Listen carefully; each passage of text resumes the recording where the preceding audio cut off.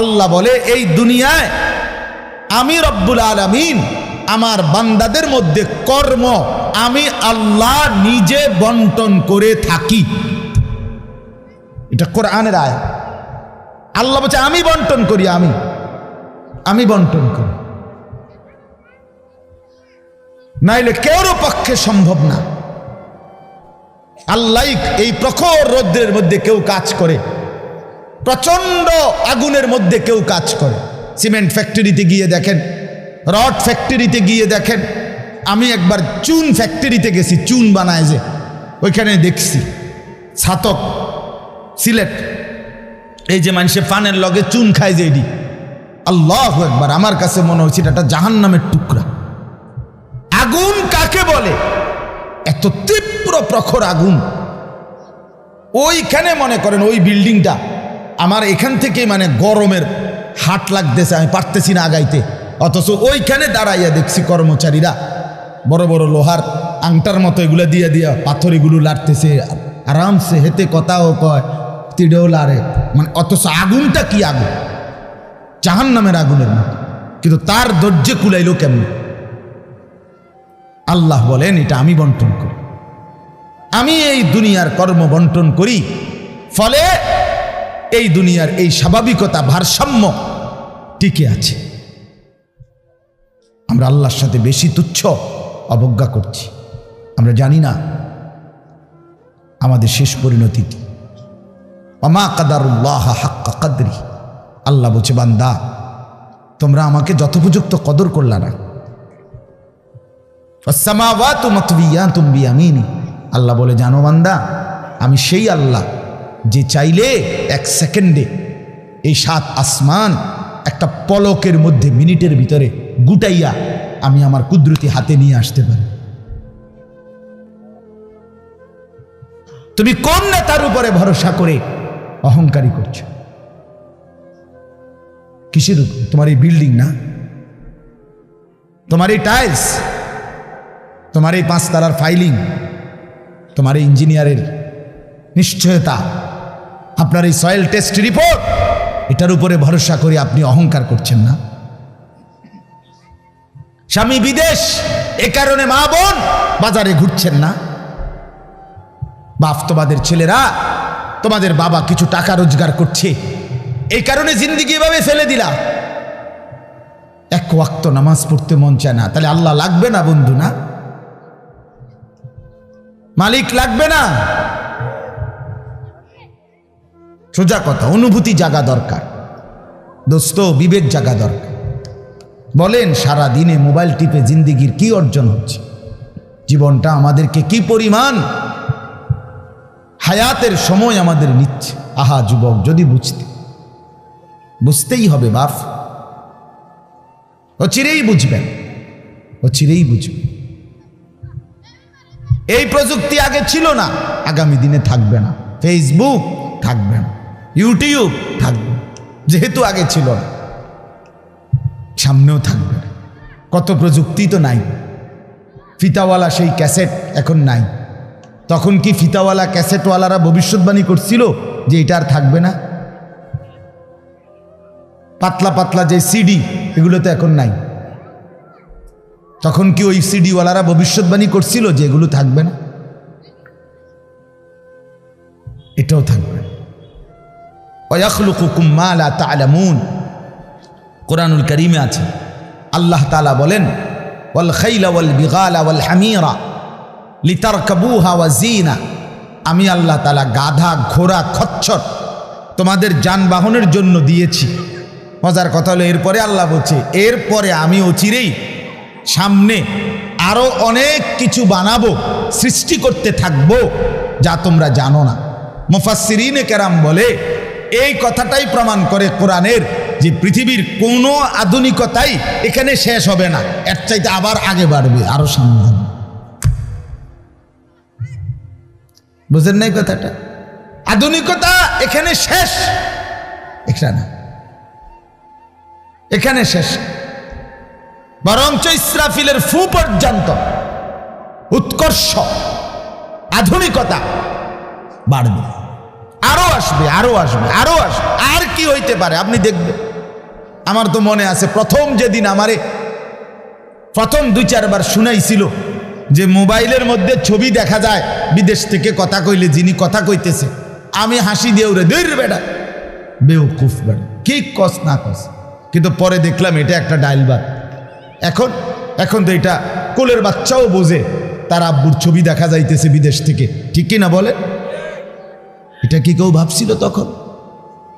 ওয়ায়াখলুকুকুম, আল্লাহ তাআলা বলেন ওদের জন্য সৃষ্টি করব, ও চিরেই করতে থাকবো। মোজারের সিগা, যেটা ইস্তেমরার বুঝায়, ধারাবাহিকতা বুঝায়। মা লা তা'লামুন, যা তোমরা জানো না আমি তৈরি করব। ওয়াল্লাহু ইয়ালামু ওয়া আনতুম লা তা'লামুন, আল্লাহ বলে আমি জানি তোমরা জানো না। তোমরা জানো মানুষের কোনো আবিষ্কার, এটা মানুষের সত্তাগত আবিষ্কার নয়, বরং আল্লাহর ফয়সালা।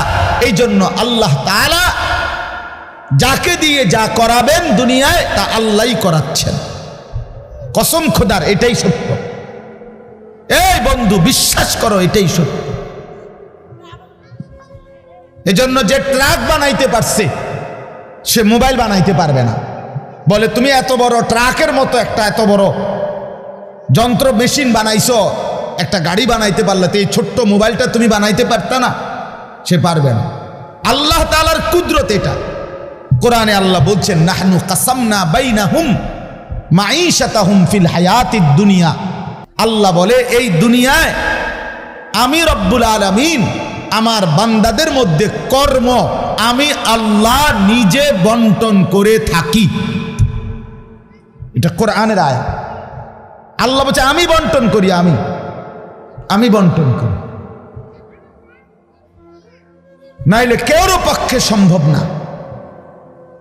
আল্লাহ এই প্রখর রৌদ্রের মধ্যে কেউ কাজ করে, প্রচন্ড আগুনের মধ্যে কেউ কাজ করে।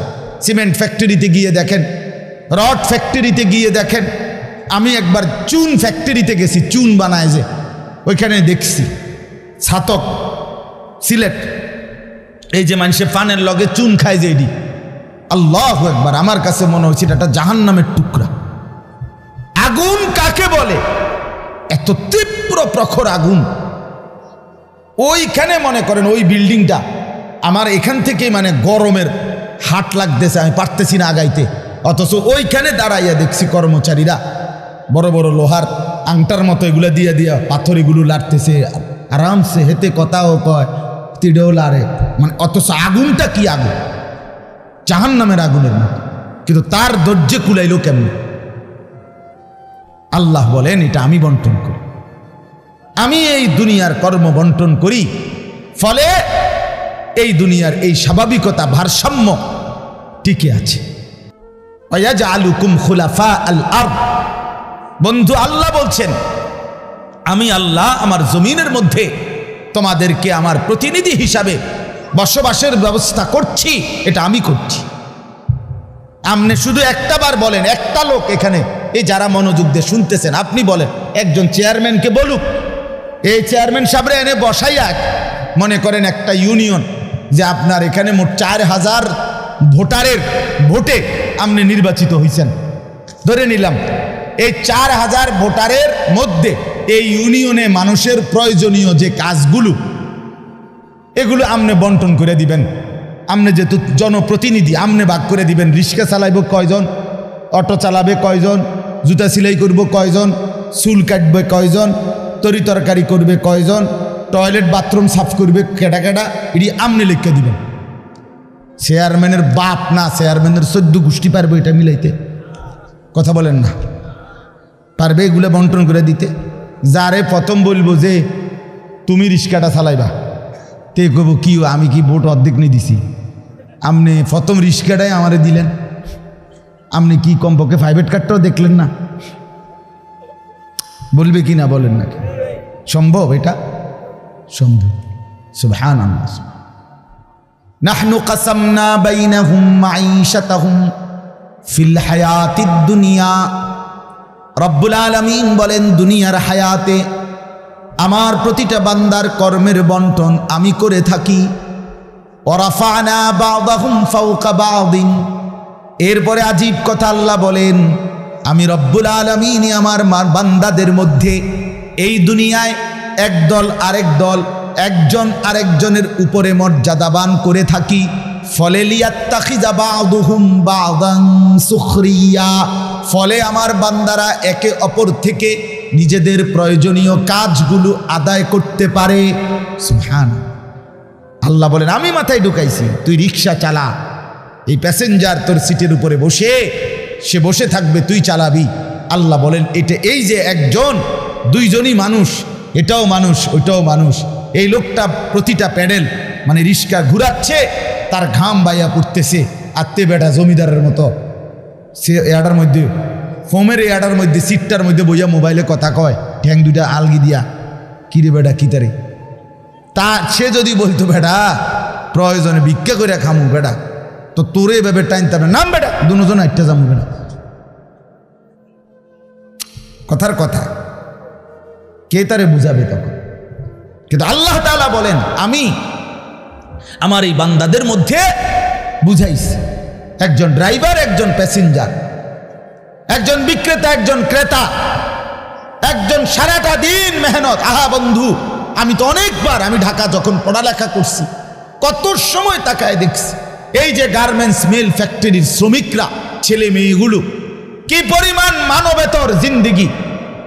তারা এই 8 ঘন্টা 10 ঘন্টা ওভার টাইম করে ডিউটি শেষ করে ছোট্ট ছোট্ট খুপড়ির মতো কোন রকম জিন্দিগির জীবনটা তারা কষ্ট করে চালায়। অল্প কয়টা টাকা বেতন পায়, বেতনটার জন্য কত সময় কত আন্দোলন করতে হয় তাদেরকে। এই সামান্য কয়টা টাকা দিয়ে তারা জীবনটা নির্বাহ করে বছরের পর বছর, অথচ তাদের সেই কষ্টের মেহনতের পরিশ্রমের পণ্যটা বিক্রি করে মালিক ও পক্ষ কোটি কোটি টাকার রাজপ্রাসাদে আলিশান বিত্ত বৈভবের মধ্যে উল্লাস করছে। আল্লাহ বলেন, বান্দা এই যে ব্যবধান, এটা আমি করছি, এটা আমার ফয়সালা, আমার ইচ্ছা। আমি যাকে মন চাই ধনী বানাই, আমি যাকে মন চাই গরিব বানাই, আমি যাকে মন চাই সম্পদের প্রাচুর্য বাড়িয়ে দেই, আমি যাকে মন চাই সম্পদ কমিয়ে দেই। আমার বান্দা, এটা তোমার দুনিয়াবি কোনো শিক্ষা, দুনিয়াবি কোনো যোগ্যতা, শারীরিক কোনো দক্ষতা, তোমার মেধার কোনো বিচক্ষণতা নয়, কসম আল্লাহর নয়। যুবক, প্রতারিত হইও না বন্ধু, প্রতারিত হইও না। তোমার মতো সুখী সচ্ছল ছিল, বাবার সম্পদ ছিল, চাকরি ছিল, বাবা বিদেশ ছিল, এরকম হাজারো সন্তান আজকে উদ্বাস্তু শরণার্থী শিবিরে, শরণার্থীর মতো মানবেতর জীবন ফিলিস্তিনে, রোহিঙ্গাতে, সিরিয়াতে, ইরাকে মুসলমানের লক্ষ কোটি সন্তান রোহিঙ্গার আরে শরণার্থী উদ্বাস্তু হিসাবে মানবেতর জীবন যাপন করছে। এদেরও ফ্যামিলি ছিল, এদেরও মা ছিল, এদেরও বাবা ছিল, এদেরও ব্যাংক ব্যালেন্স ছিল, এদেরও হাস্যোজ্জ্বল চেহারা ছিল।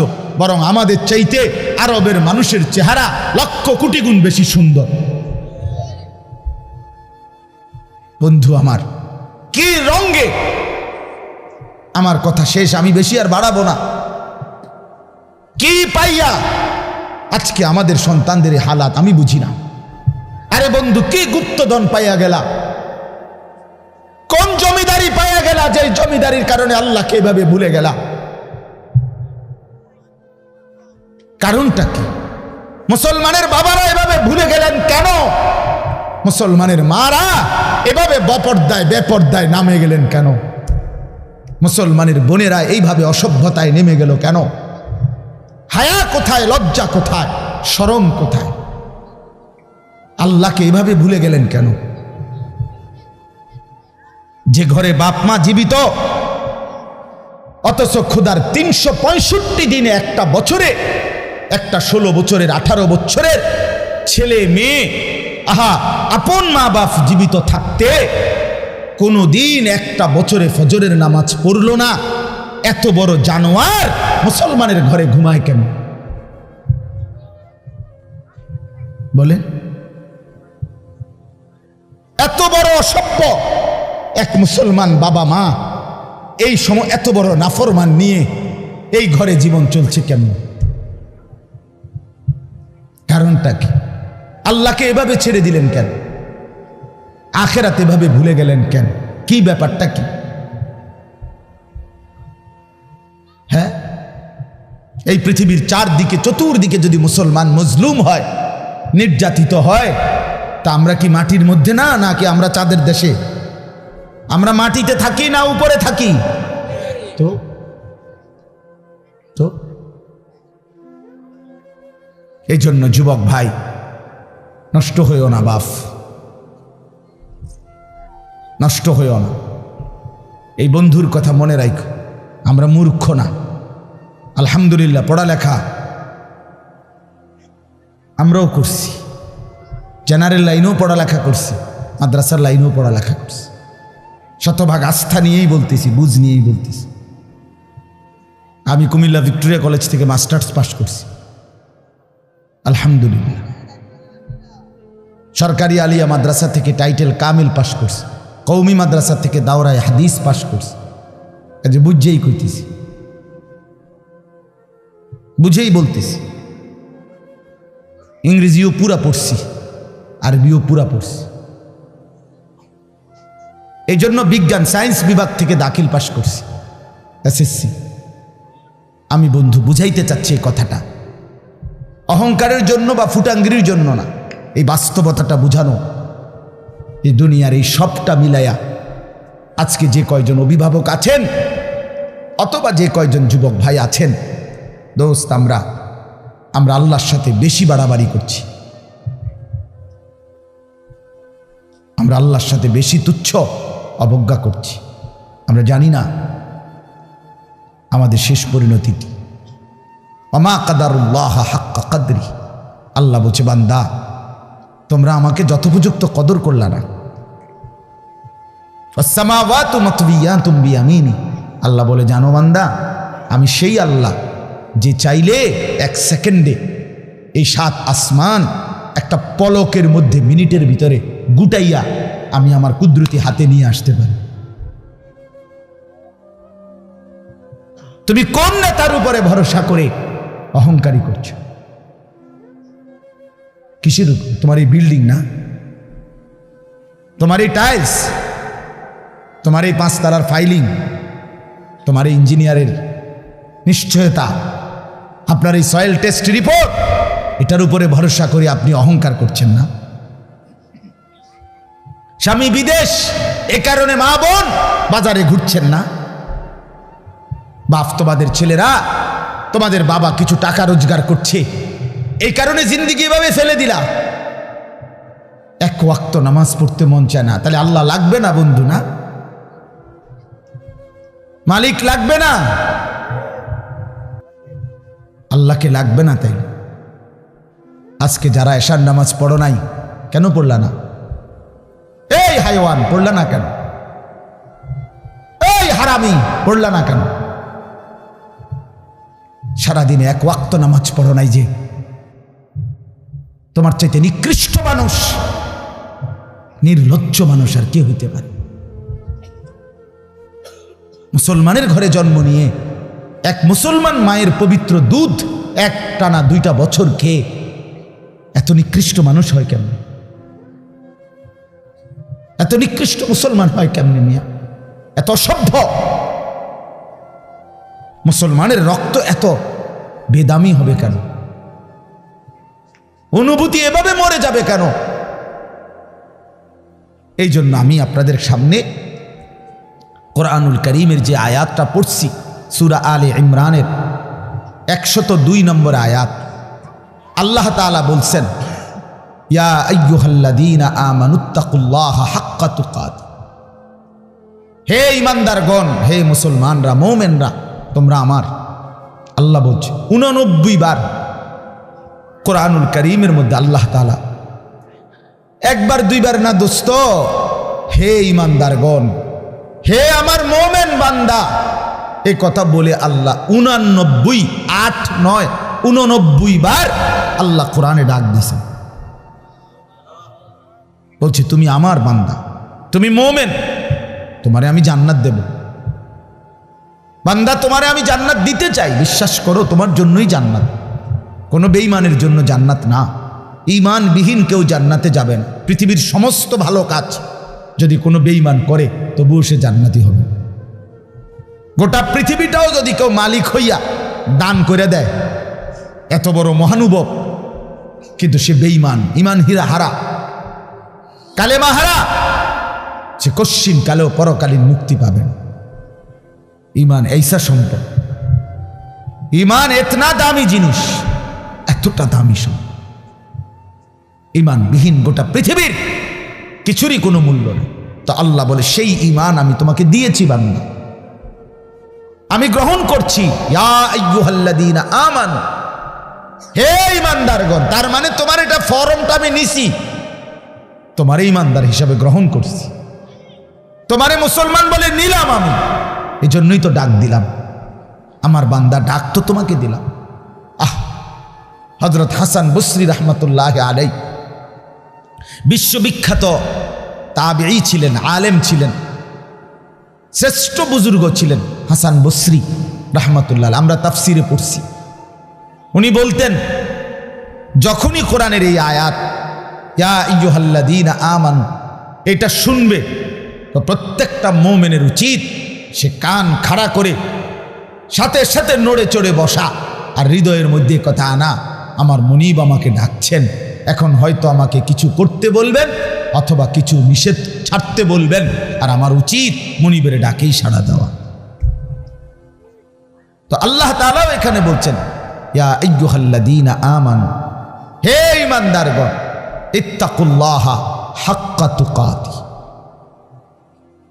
তুমি পূর্ণ হক আদায় করে সামর্থ্যের সবটা দিয়ে, নিজ যোগ্যতার সবটুকু দিয়ে, নিজ সামর্থ্যের সবটা দিয়ে হক আদায় করে তুমি আল্লাহকে ভয় করো, তাকওয়া অর্জন করো।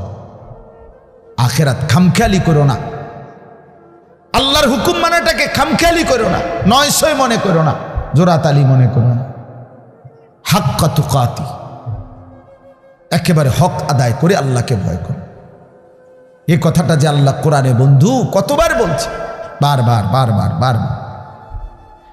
ইয়া আইয়ুহাল্লাযীনা আমানুত্তাকুল্লাহা ওয়া কুলু কাওলান সাদীদা, এই যে আল্লাহ বলছে ইয়া আইয়ুহাল্লাযীনা আমানুত্তাকুল্লাহা ওয়া কুনু মা'আস সাদিকিন, এই যে আল্লাহ বলছে ইয়া আইয়ুহাল্লাযীনা আমানুত্তাকুল্লাহা ওয়াল তানজুর নাফসুম মা কদ্দামাত লিগাদ ওয়াত্তাকুল্লাহ, এই যে আল্লাহ বলছে ইয়া আইয়ুহান নাসুত্তাকু রাব্বাকুম আল্লাযী খালাকাকুম মিন নাফসিন ওয়াহিদা, এই যে আল্লাহ বলছে ইয়া আইয়ুহান নাসুত্তাকু রাব্বাকুম ইন্না জালজালাতাস সাআতি শাইউন আযীম, এই যে আল্লাহ বলছেন বারবার বারবার বারবার।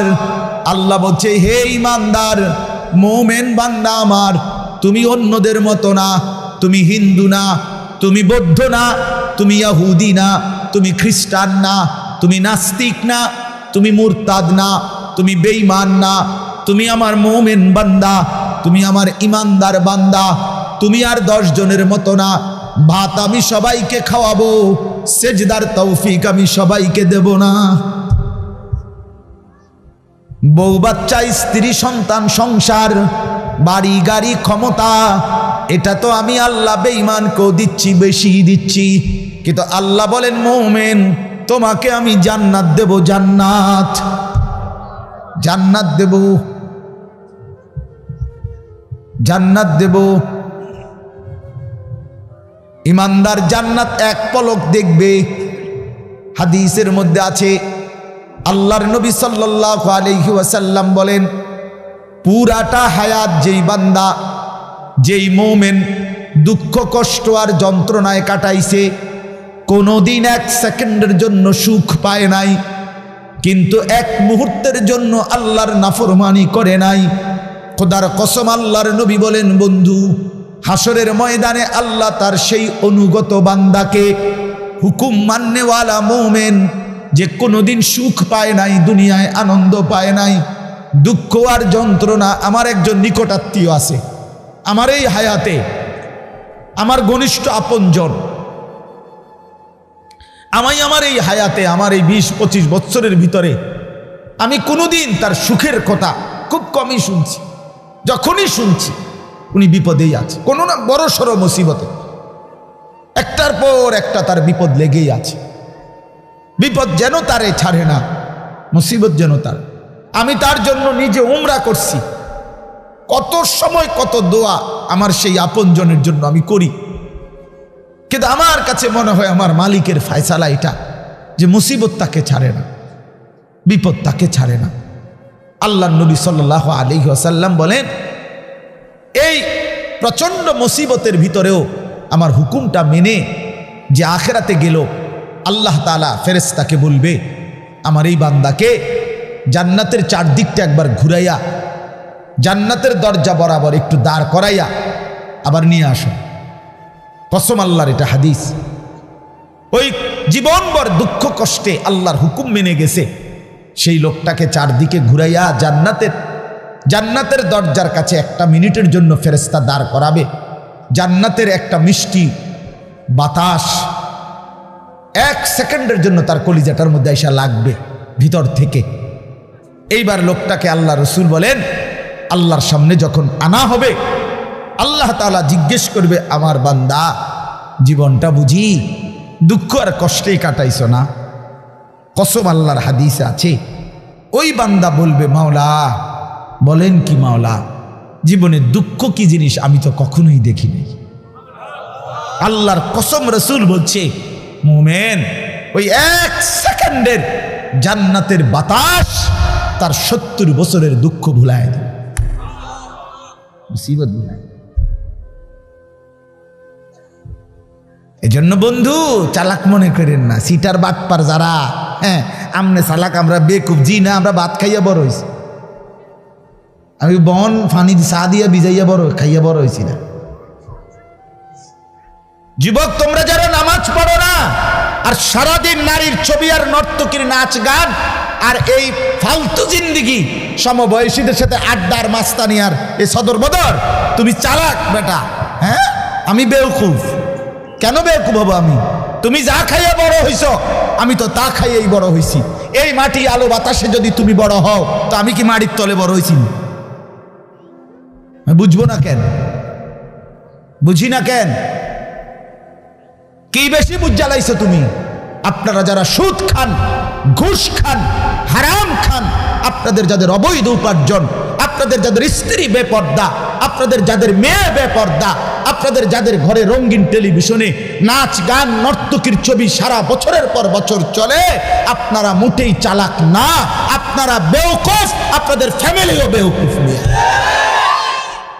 আহাম্মক, মিয়া আপনি ধরা খাইছেন, মিয়া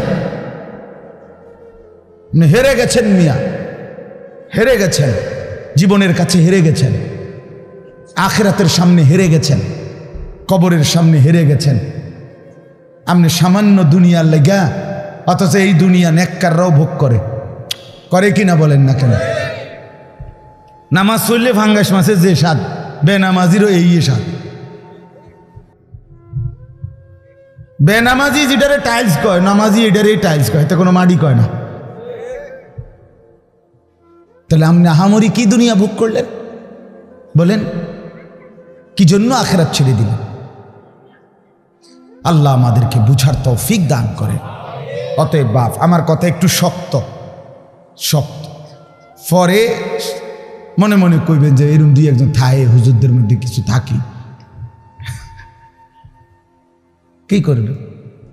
কিছু শক্ত হুজুর থাকতেই পারে না, বেজাল্লা হুজুর ধরেন না। আমি এই কিছু বাকি আমি দিল জাগাইতে চাই, খোদার কসম, দুশ্মনী নিয়ে বলি না।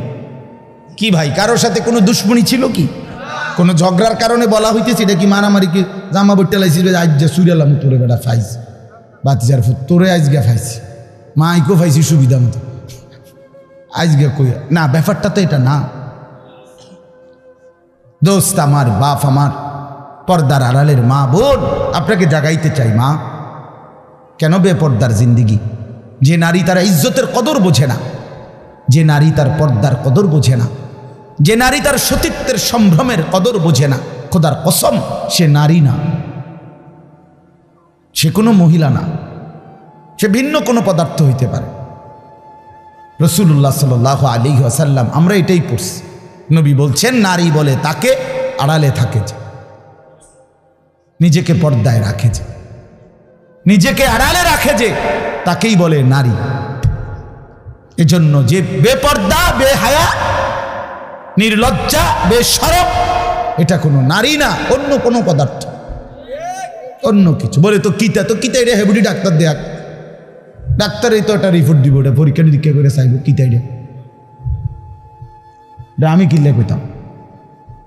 রাসূল বলছে নারী বলে তাকে পর্দায় থাকে যে। আল্লাহ আমাদেরকে বুঝার তৌফিক দান করে। অতএব এটাই কথা আমার, রমজান সামনে, আমাদের জীবনের সুযোগ নিজেকে বদলানোর, নিজেকে পরিবর্তন করার, জীবনটা গঠন করার। এজন্য আমি এই আয়াত পড়ছি। আল্লাহ বলছে বান্দা সাধ্যের সবটুকু দিয়ে সর্বোচ্চ হক আদায় করে আমাকেই ভয় করো।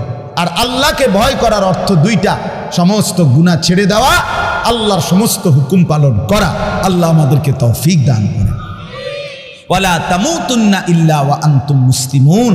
এবং আল্লাহ তাআলা সাথে সাথে বললেন বান্দা দুনিয়া, কথাটা খেয়াল করেন, এই শেষ কথাটা আল্লাহ বলছে বান্দা, আমি আবারও বলছি বান্দা দেখো দুনিয়া কিন্তু পার হইবা, দুনিয়া অনুগত অবাধ্য, ইমানদার নাফরমান, আদেশ পালনকারী অমান্যকারী, দুনিয়া কিন্তু প্রত্যেককেই আমি ভোগ করতে দেই সুখ, স্বাচ্ছন্দ্য, আনন্দ, ফুর্তি, স্বস্তি, উল্লাস। হ্যাঁ, এই দুনিয়া উপভোগ, এটা কিন্তু আমি নাফরমানকেও দেই বান্দা, এটা আমার নিজাম, আমি দেব। কিন্তু বান্দা ওই কবর থেকে নিয়ে আখেরাত, পরকালে সেখানে যদি সুখ মিলতে হয়, স্বস্তি মিলতে হয়, স্বাচ্ছন্দ্য মিলতে হয়, তৃপ্তি মিলতে হয়, উল্লাস পেতে হয়, আল্লাহ বলছে বান্দা বিশ্বাস করো, আমি তোমার অনুরোধ করছি বান্দা, পূর্ণ মুসলমান না হয়ে, আমার অনুগত না হয়ে, আমার গোলামি না করে কবরে আইসো না, মৃত্যুবরণ কইরো না। এই সুখ ওইখানে মিলবে না, এই সুখ ওইখানে কি হবে না। এখানে আমি অনুগত অবাধ্য উভয়কেই দুনিয়া ভোগ করতে দেই, কিন্তু কবরে দেব না, আখিরাতে দেব না, হাসরের মাঠে দেব না। সেখানে শুধুই উইদ্দাত লিল মুত্তাকিন, জান্নাত বানানোই হয়েছে মুত্তাকিদের জন্য, আখিরাতের সুখ বানানোই হয়েছে আদাত্তু লিইবাদিয়াস সালিহিন, আল্লাহ বলছে আমার নেক বান্দাদের জন্য। অতএব আমার বক্তব্য এটাই, রমজানকে কদর করেন, রমজানটাকে সামনে নিয়ে প্রত্যেকটা নারী পুরুষ, ছেলেরা, নওজোয়ানরা, বাবারা গুনাহমুক্ত একটা জীবন গড়ার সিদ্ধান্ত নেন। চুরি, ডাকাতি, জিনা, বেবিচার, সুদ, ঘুষ, মদ, জুয়া, বেহায়া, বেপর্দার জিন্দিগি থামায় দেন। যুবক থেমে যাও, বাপ থামো ভাইয়া, অনুরোধ করছি, এক ভাই বললাম থেমে যাও, অসভ্যতার এই জিন্দিগি ছাড়ো, বেনামাজির এই জিন্দিগি ছাড়ো, সারাদিন নারী নিয়ে আর মোবাইল নিয়ে পড়ে থাকা এই জিন্দিগি ছাড়ো। মা বোনরা, আপনারা যারা খোদার 11টা মাস বাজারে বাজারে ঘুরছেন, মার্কেটে গেছেন, কতবার গেছেন, ও মা বোন, আল্লাহ দোহাই, এক ভাই বললাম কমপক্ষে রমজানটাকে কদর করেন, একটা মাসকে সম্মান করেন আল্লাহর দিকে চাইয়া। রমজানটাকে বাজারে মার্কেটে এই জুতা, শাড়ি, গহনা, এই ফালতু জিনিসের জন্য খোদার এত বড় রমজানকে কোরবান করে দিয়েন, নষ্ট করে দিয়েন, বরবাদ করে দিয়েন না মা বোন। এটা অনেক বড় সীমা লঙ্ঘন, অনেক বড় সীমা লঙ্ঘন। আল্লাহ তাআলা বলছেন বান্দা আমি এত বেশি সুযোগ দিছিলাম রমজানে, রহমত, মাগফিরাত, নাজাতে, কোনো মূল্যায়ন করলা না। এই জন্য রমজানের লাস্টে জিব্রাইল পাঠাইয়া নবীজিকে আল্লাহ জানায় দিছে, জিব্রাইল গাও বলে আসো আমার বন্ধুকে, যে বন্ধু আপনার যেই উম্মত এত বড় রমজান পেয়েও কদর করে নাই, গুনাহ মাফ করায় নাই, তার উপরে আমি আল্লাহর লানত। জিব্রাইল আয়েশা বলছে নবী আমি জিব্রাইলেরও লানত, নবীজি বলছে আমিন, জিব্রাইল আমি মুহাম্মদেরও লানত। তোর উরফে আল্লাহরও গজব, তোর উরফে ফেরেশতাদেরও লানত, তোর উপরে রাসূলুল্লাহরও লানত, অভিশাপ, অভিশাপ। এজন্য ইয়া বাগিয়াল খাইরে আকবিল, ইয়া বাগিয়াশ শাররে আকসির, এই শেষ কথা। নবী সাল্লাল্লাহু আলাইহি সাল্লাম বলে রমজানের রাতে প্রত্যেক প্রত্যেক দিন সারাদিন রমজানে ফেরেশতা ডাকে, হে নেক কাজের আগ্রহীরা এগিয়ে আসো, হে গুনাহের কাজের আগ্রহীরা এবার তো থামো, এটা থামো, এটা রমজান, এটা রমজান। যুবক, এটা রমজান। মোবাইলটা আর খুলল না, নারীর ছবি আর দেখো না, বেনামাজি জিন্দিগি আর রাইখো না। আমরা প্রত্যেকে নিয়ত করি ইনশাআল্লাহ। আল্লাহ বলেন ইনশাআল্লাহ। আল্লাহ তাআলা তৌফিক দান করেন। আমার বাপ, আর 5টা মিনিট আমার একটু কথা আপনাদের কাছে আমার মেহেরবানি করে অনুরোধ। আমি ব্যক্তিগতভাবে খুব লম্বা সময় বলতে পারবো না, কিন্তু আপনাদের কাছে আমার অনুরোধ, এই দেবিদ্দার দারুল উলুম মাদ্রাসা অনেক প্রাচীন, হযরত মাওলানা আবু তাহের সাহেব, উনি আমাদের অনেক মুরব্বী, অনেক মুরব্বী। মূলত ওনার সম্মান জানাইতে গিয়েই আলহামদুলিল্লাহ আমি চেষ্টা করি এই মাহফিলটাতে আসতে। ওনার ছেলে বশির, সে আমারে অনেক মহব্বত করে, অনেক মহব্বত। এই জন্য সব মিলায়া আন্তরিকতার কারণেই চেষ্টা করছি আসতে। আপনাদের কাছে অনুরোধ, এই মাদ্রাসাটা সবচেয়ে প্রাচীন দেবিদ্দারের পুরাতন মাদ্রাসাগুলোর মধ্যে এটা একটা। আমাদের মাসিকারা মাদ্রাসা, আমাদের রামপুর মাদ্রাসা, এগুলো যেরকম প্রাচীন মাদ্রাসা, এটাও আলহামদুলিল্লাহ অনেক প্রাচীন একটা মাদ্রাসা। একটা মাদ্রাসার অনেক জরুরত, অনেক প্রয়োজন। মাদ্রাসার নতুন ভবন, মাদ্রাসার সার্বিক ব্যবস্থাপনা, একটা মাহফিলের ইন্তেজাম, মাদ্রাসার সমস্ত খরচ সব মিলায়া অনেকগুলো টাকাই সবসময় সারা বছর প্রয়োজন হয়। আপনাদের কিছুটা ভালোবাসা, সহযোগিতা, আন্তরিকতা, একটু দান, একটু সহযোগিতায় আপনি খুব ক্ষতিগ্রস্ত হবেন না, কিন্তু মাদ্রাসা লাভবান হবে, আপনার আখেরাতও লাভবান হবে। এই জন্য 5টা মিনিট আমি অনুরোধ করছি, প্রত্যেকে ইনশাআল্লাহ দয়া করে, মেহেরবানি করে, যার যার সামর্থ্য মতো ফিরাইয়া দিয়েন না। এক ভাইয়ের আবেদন ফিরাই, মাদ্রাসার জন্যই চাইছে, আখেরাতের আশাই চাইছে, আপনার ভালোর জন্যই চেয়েছে। যে টাকাটা দিবেন, খোদার কসম, রাসূল বলছে উম্মত এটাই তোমার থেকে যাবে, এটাই থাকবে শুধু। অতএব দানটাই থাকবে, আমারটাও আপনারটাও। আমরা প্রত্যেকে ইনশাআল্লাহ একটু বলি যে নগদ দিলে নগদ দেন, আর যদি পরে দিবেন তো বলেন, এক্ষুনি লিখে রাখেন। আপনারা দিলেও 5 মিনিট, না দিলেও 5 মিনিট, এই 5-6 মিনিটের ভিতরে আমি আর বাড়াবো না, বলেন ইনশাআল্লাহ। আলহাজ মোশাররফ হোসেন ভূঁইয়া সাহেব 5,000 টাকা, আল্লাহ কবুল করেন, মাশাআল্লাহ। ওই যে চাচান কি নাম, শহীদুল্লাহ মাস্টার সাহেব 2,000 টাকা, শহীদুর রহমান মাস্টার সাহেব, মাশাআল্লাহ, চাচা যান দিবেন 2,000 টাকা, আল্লাহ কবুল। আরো বলেন ভাই কিছু, ভাই কি নাম চাচা, সেলিম ভাই 1,000 টাকা, আল্লাহ কবুল করেন, মাশাআল্লাহ। বলেন একটু হিম্মত করেন, দেরি করায়েন না। এক মুমিনের সিফাত, বৈশিষ্ট্য, সে নামাজ পড়ে প্রতিদিন, দান করে প্রতিদিন, এটা মুমিনের বৈশিষ্ট্য। বলেন ইনশাআল্লাহ। আরো কিছু ভাই বলেন বাবা, কি নাম চাচা, হাজী মোহাম্মদ রমিজ উদ্দিন, চাচা যান 2,000 টাকা দিবেন, আল্লাহ কবুল করেন। কি নাম, গিয়াসউদ্দিন ভাই, ওই যে দেখেন 1,000 টাকা দিবেন, আল্লাহ কবুল করেন। জনাব শহীদুল্লাহ সাহেব কত, 1,000 টাকা, আল্লাহ কবুল করেন।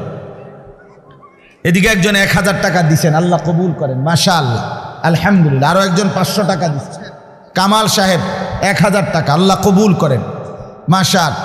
যারা টাকা আনতে যাইতেছেন, টাকা নিয়ে তাড়াতাড়ি আসেন, মাশাআল্লাহ। মনির ভাই ভাই লেখেন, ও দেখেন, মনির ভাই 5,000 টাকা, আল্লাহ কবুল করেন, মাশাআল্লাহ, মাশাআল্লাহ। হাবিবুর রহমান চাচা দান দিচ্ছেন 500 টাকা, আল্লাহ কবুল করেন। আর কেউ দেন, নওজোয়ান ভাই তোমরাও দাও, ভাই 100 টাকাই দাও, 200 টাকাই দাও, 1,000 টাকাই দাও, 500 টাকাই দাও, নিজের ভালোর জন্য দাও। দান করলে ইবাদতের তৌফিক হয়, দান করলে নিজের ভিতরে আমলের জজবা আসে, আখেরাতের প্রেরণা আসে, আল্লাহ তৌফিক দান করেন। শিপন ভাই 1,000 টাকা, আল্লাহ কবুল করেন, মাশাআল্লাহ। আর কেউ বলেন ইনশাআল্লাহ, একটু জলদি বলেন। রবিউল ভাই 1,000 টাকা, আল্লাহ কবুল করেন। হ্যাঁ, নাইম ভাই 2,000 টাকা দিবেন, আল্লাহ কবুল করেন, মাশাআল্লাহ। আরো একজন দিছেন 500 টাকা, মাশাআল্লাহ, আল্লাহ আপনি বরকত দান করে। এই তো হইছে, অনেক দিছেন আপনারা, বলেন ইনশাআল্লাহ। আরেকটু বলেন, আরেকটু বলেন, বলেন ইনশাআল্লাহ। আও বাবা আও, মাশাআল্লাহ। ছোট বাচ্চার হাতে দিয়ে দান করানো এটা একটা মুবারক আমল, এটা মনে রাখেন। নেন তো, কি নাম বাবা? সাব্বির, তোমার নাম? বাবার নাম, মাশাআল্লাহ। আরো একজন দিছেন 1000 টাকা। আর সাব্বির কত দিছ? ও তোমার আব্বার পক্ষ থেকে 500 টাকা, এখানে 100 টাকা। আল্লাহ, কেন বাচ্চারা আপনার অন্যকে দিতে চায় কম, সে নিজেরটা কায়রা নিতে চায়। এই জন্য বাচ্চার হাতে যদি কেউ দান করায়, আস্তে আস্তে বাচ্চার হাত প্রশস্ত হয়, দানের হাত বাড়ে। বলেন ইনশাআল্লাহ। আর কেউ? আর কেউ? এমদাদুল্লাহ ভাই, মোহাম্মদ এমদাদুল্লাহ 1000, আল্লাহ কবুল করেন, মাশাআল্লাহ। আর কেউ? বলেন, বলেন ইনশাআল্লাহ, জলদি বলেন, বলেন মাশাআল্লাহ, মাশাআল্লাহ। 500 টাকা দিছেন, আল্লাহ কবুল করেন, আলহামদুলিল্লাহ। আরো দেন, আরো দেন, মাশাআল্লাহ। দুইজন ছাত্র ভাই যাও ভিতরে, আল্লাহর বান্দাদের হাতের কাছে যাও। মাদ্রাসার বড় সাব্বির, মিজানুর রহমান ভুইয়া 1000 টাকা, আল্লাহ কবুল করেন, মাশাআল্লাহ। মেহেরবানি করে আমার প্রিয় ভাই হযরত মাওলানা আওলাদ হুসাইন আপনাদের সামনে বয়ান করবে, অনেক চমৎকার বয়ান করবে, লম্বা বয়ান হবে ইনশাআল্লাহ। দয়া করে কেউ উঠেন না। নজরুল ভাই 500 টাকা, আল্লাহ কবুল করেন, মাশাআল্লাহ। আল্লাহ তাআলা ভরপুর বরকত দান করেন, মাশাআল্লাহ। নাম বলেন? 500 টাকা, আলহামদুলিল্লাহ। আল্লাহ সবাই। চাচা জি, চাচা কি নাম? জনাব তাহের পুলিশ, চাচা যান দিবেন কত? 2000 টাকা, আল্লাহ কবুল করেন, মাশাআল্লাহ। আর কোনো ভাই বলেন? বলেন ইনশাআল্লাহ। ছেলেদের কাছেও দেন, আল্লাহ বরকত দিবে। তালেবে ইলমের হাতে দিলেন তো আল্লাহ তাআলা বরকত দেবে ইনশাআল্লাহ। কি নাম? আমি বলুন।